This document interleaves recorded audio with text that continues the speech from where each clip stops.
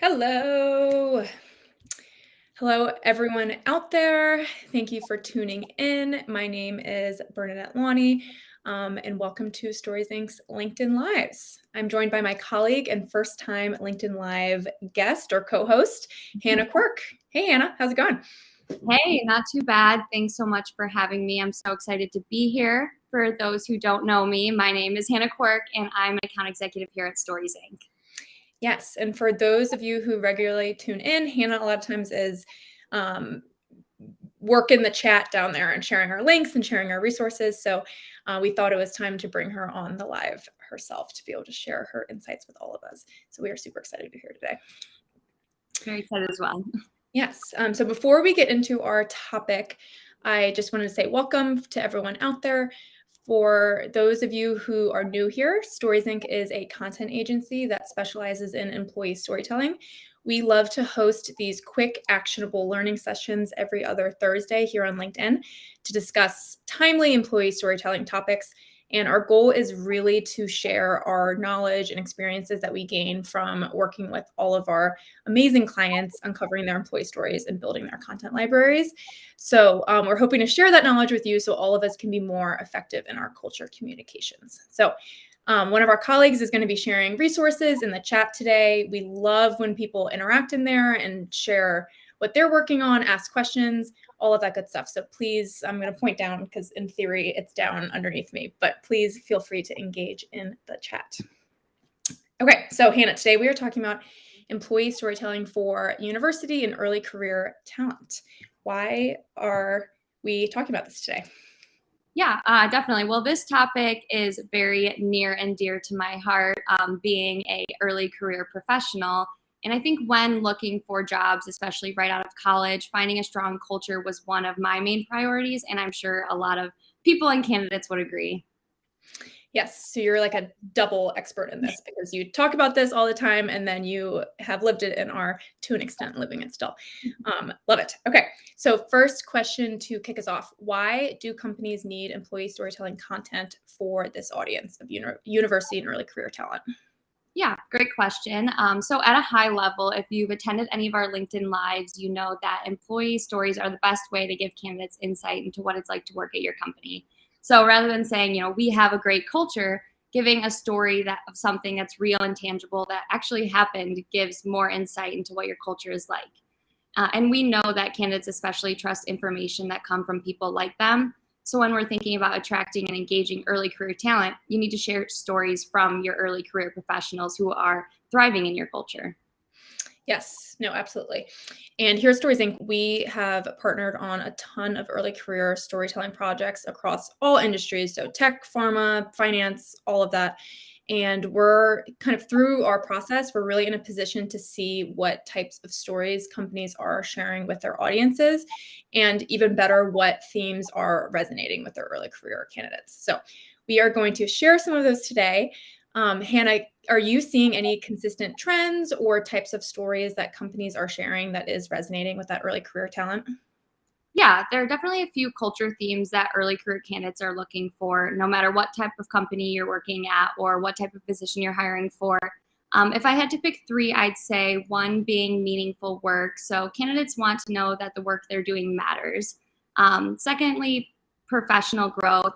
They want to know that at this company, they will have the opportunity to learn and advance their career. And then lastly, I would say fostering connections. So I think in a world of remote and hybrid work, this is especially important. Early career talent wants to know how they'll be able to build relationships within your company. Yeah, no, those are really good themes for everyone, but I think especially when we look at that early career lens, those three are really important. And so when Hannah and I were prepping for this today and picking our examples that we were going to share and everything, we thought it would be fun is the wrong word, informative, helpful, to do a little bit of compare and contrast because these themes, meaningful work, fostering connection, professional growth, are something that if you're attracting early career talent, everyone should be sharing. But because all of our cultures are different, what those stories are is really going to look different from organization to organization. So as we go through each of these themes, we're going to share 2 videos per theme to kind of show how these stories come to life in different types of cultures. So I think it'll be fun. What do you think, Hannah? Sounds great. Okay. So should we jump into our first theme? I think it was meaningful work. Yeah. So as you start to think about uncovering stories that show meaningful work, you need to interview current early team members to see how they attach meaning to their work. We're going to show two examples to show how meaningful work can look different at different companies. Our first example here is from the pharmaceutical company Pfizer. We interviewed early career professionals across their key job categories to discover what their early career experience is like at Pfizer. Here's one standalone story from an early career engineer, Maggie. Yes, here we go.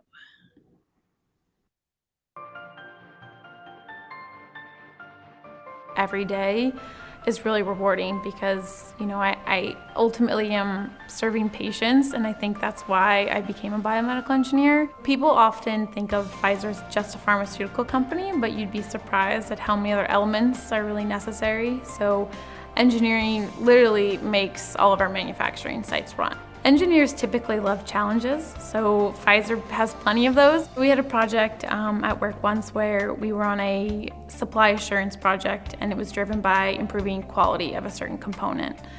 So we were about 2 weeks out of an out-of-stock situation, and so both myself, support functions, and the manufacturing sites had to work together to qualify this design change. Not only did we successfully launch the product, but we improved the quality of the product, and ultimately the end user got a better product to use. It was a medically necessary drug, so it was very critical that we get that product out the door as soon as possible. You're not just working on a machine or working to improve a process, you're working on a machine or a process to ultimately improve a patient's life.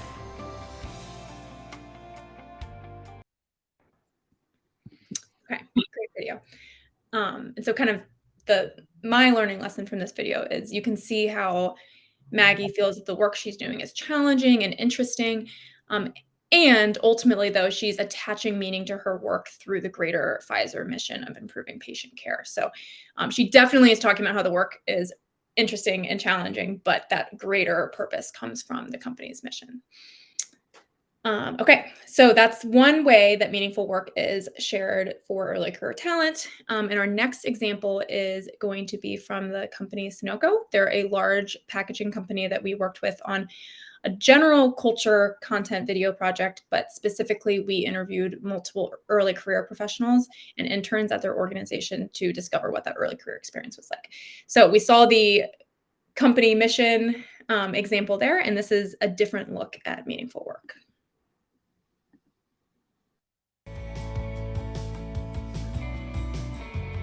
Some of my friends at school have worked for Sunoco for 3-4 summers. A lot of them talked about how Sunoco really gave them freedom with their projects, so that's something that was really encouraging to me when I was trying to figure out where I wanted to intern this summer. The director of finance asked me to create an analysis of customers and what it would take to bring those customers to the market, and after presenting, the VP of sales said, "We'll announce a price increase next Tuesday." And it was very exciting, just the fact that they took an intern's idea and applied it to the business in a way that it actually hits the bottom line. When I was an intern, I had a project working with this man named Bob. My job was to work with him and implement this new computer system on the machine. My degree is in chemical engineering, and I had one class I dealt with that in college, so I didn't have a lot of experience with it, but it was very hands-on, and I became very familiar very quickly with a lot of the control system for the machine. And okay, I'll kind of stop in there. I'll cut that guy off, but another great video. Yeah, also a great video. So in this example, you can see that for Sunoco early career professionals, what really resonates for them is that feeling of owning their projects and making a real impact on the business. Mm-hmm. Yep, and definitely saw that kind of in a couple of different ways there. So the finance actually having an impact on the bottom line, and then having work that's improving that last gentleman's skill set. So both are great examples. And I think as we do this comparing and contrast, one type of story is not better than the other, but what does make a great story is if it's authentic to your culture. So I think seeing these two different ways that two different organizations took the same idea of meaningful work, and the end story, the end product really shows their culture in different ways. Yeah. Okay, so our next theme is professional growth. Can you tell us a little bit more about this one, Hannah? Yes, and I love this one because what growth looks like is really personal to the person. Every company takes a different approach to professional development, so it's important to uncover those stories from your early career team members that show what growth looks like within your company. Yes. Okay. So our first example here is from the organization Intel. So we worked with them on a global early career campaign where we interviewed early career professionals around the globe, including doing some stuff in local languages, which is always really great. And so anyway, here is one example that shows the career growth of one of the storytellers, David.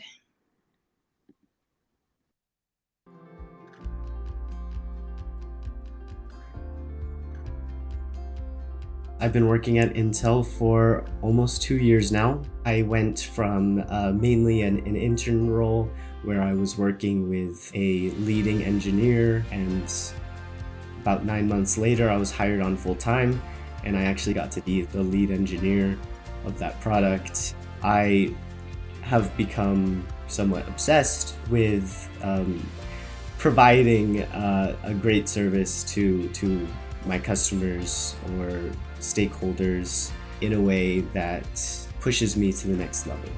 To be given that leadership role was such a privilege that I was really appreciative that I was able to do that.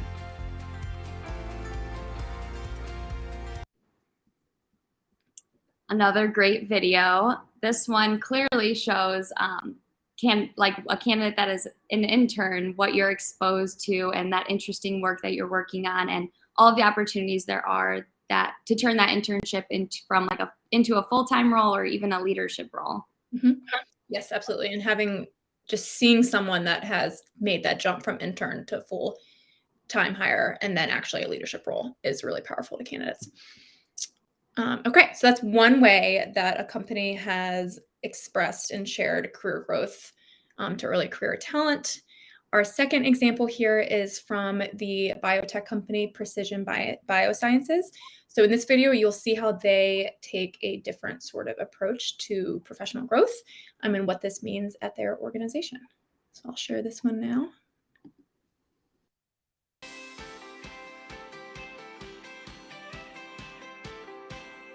When I first started at Precision, I actually was working as a research assistant, and so my role was more so in a lab. It was working with the group when we were first developing our CAR T product. I worked in the lab for about 3 years, and then I transitioned into quality.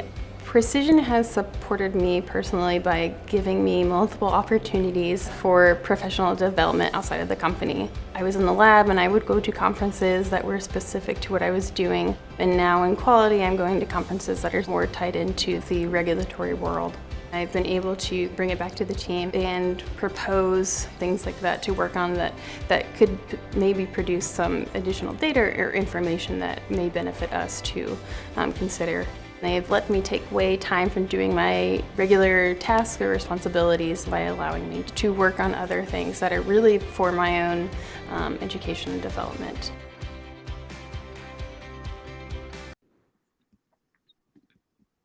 Okay. Yeah, so that's a great video. And again, two different looks at professional growth. This example was how Precision Biosciences has really invested in her education and her ability to expand her knowledge and then ultimately bring that back to the company. So both are great stories to tell, but just kind of a different lens. And I think especially for the nature of the research scientist role, I think knowing that the company is going to make that investment in your learning and staying up to date on industry information is something that's really important to share. Definitely. Okay. So we have made it to our last theme, which is fostering connection. So why is this so important for organizations to share? Yeah, this is last but certainly not least. You definitely need to show candidates how you foster connection. Especially in the past few years, a lot of companies have shifted to remote and hybrid work. Early career professionals are really starving for connection, mentorship, and relationships in the workplace. So you need to show them what that looks like at your company by uncovering stories that show how early career team members at your company have been able to form relationships at work. Mm-hmm. Yeah, and I know I don't think the examples we're showing are going to answer this, but one of our favorite questions is like, who's your best friend at work? And then kind of like ask that question. And then from there, you can usually find good stories and learn a lot about the organization. So that's kind of a take home tip for anyone who's doing these storyteller interviews. But okay, so I'll get into our example here. So we have two examples of how two different organizations communicated connection in the workplace for early career talent. Our first is another example from Intel. So from that same early career global campaign, this is a story from LaToya.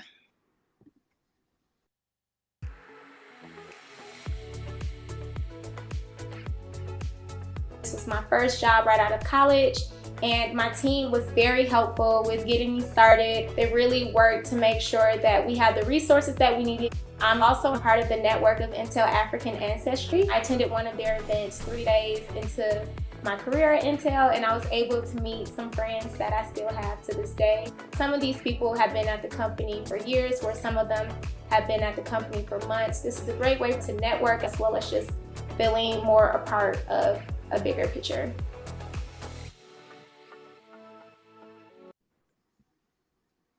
That video says so much to candidates in such a short amount of time. You hear about the network of Intel African Ancestry and Employee Resource Group.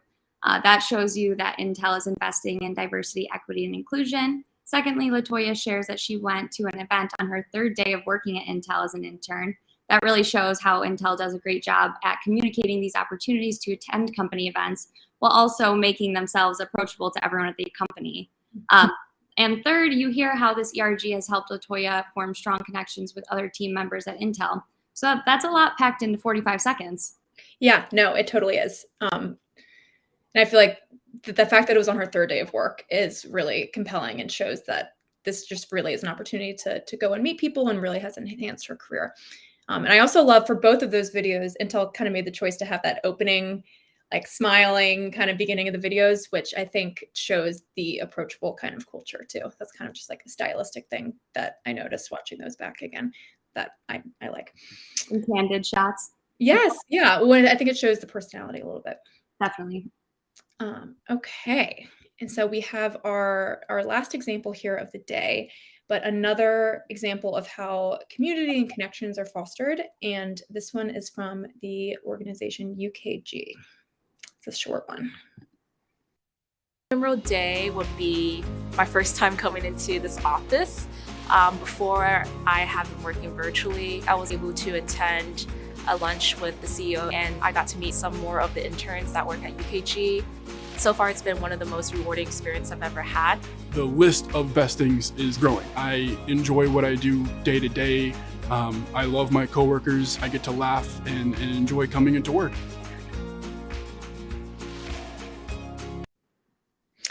Short one, but a good one. That one's really good because I think the first storyteller there, spoke to, she typically works virtually, but then the company had this in-person event that she was able to come in and interact with her colleagues in person, and how that was one of her most memorable days at work. So I think that shows that UKG is intentionally creating these opportunities for people to come in and connect, which is super important. And then I also like their choice of having some of like the social media posts and the visuals kind of pulled in there, that it shows kind of the fun side of the culture. So you're seeing people use the basketball courts and use the other kind of like social parts of the campus that while they might not be formal workplace connection, it really helps build those relationships. Totally agree. You got to see some like personality come through as well in that video, like especially towards the internship program. Yes, yeah, exactly. And I think you mentioned this earlier, but I think especially thinking about this talent group that has done a lot of virtual schooling and they're kind of embarking in the workplace at this time. I know not every workplace is virtual, but if you are hybrid, they really want to have those workplace connections. And so articulating not exactly, but specifically the ways that you foster that connection is really, really important. Okay, so those are our themes. So just a quickly review, and then we're going to do a quick actionable thing at the end. But our themes are meaningful work, professional growth, and fostering connection. So as you look at creating content that communicates the early career experience at your organization, those are three themes that no matter what your culture looks like, you need to articulate how you are creating that for your early career talent. Hannah, okay, so I know that people watching this are probably thinking, how do I do this? I have all these interns coming this summer, or I have all these new grads coming. What advice would you give for someone that's looking to create early career content? Yeah, well, I know that some companies have like interns all year long, but like you said, if you are one of those companies that has like a summer group coming in, take advantage of all of your early career talent, being there and engaging with your culture. Now is the perfect time to start planning how you will capture these stories. These stories will be great for early career recruiting and also can be used to highlight a variety of other initiatives within your organization. So really just getting the plan and the ball rolling. Yes, no, absolutely. And so it's like thinking through if people are starting this summer, that kind of like mid to end of the program is a really good time to get those stories because people are engaged. They're deep in their projects. They have interesting stories to share. And then thinking about use cases can absolutely be used to attract talent the following year. But then also we've seen organizations using this to nurture or past interns that maybe they want to convert into full-time hires later on. So if you have those people in your database or things like that, using this content to nurture them throughout the year. Definitely. A lot of uses. Yes, a lot of uses. Cool. Well, thanks for joining us, Hannah. This was fun. Thanks for having me. I also had fun. It was great being here and chatting with you and to be featured. Yes, absolutely. Okay, everyone out there, thanks so much for tuning in today, whether you're live or after the fact. If you like content like this, please follow us on LinkedIn. We try to do these every other Thursday. And if you have any questions about early career content or anything employee storytelling, please reach out. Okay, we'll see you next time.